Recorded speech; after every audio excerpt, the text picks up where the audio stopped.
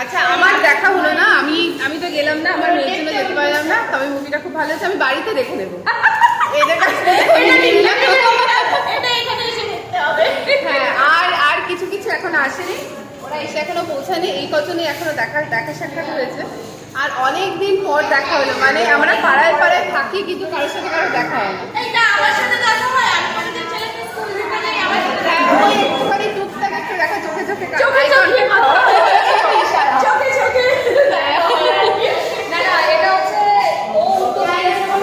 হ্যাঁ, উদ্যোগটা আমি নিয়েছি। ফোন করেছে কিন্তু আলটিমেটলি ওই মুভিটা দেখতে যাবো। হ্যাঁ, যাই হোক, নেক্সট টাইম দেখা যাবে।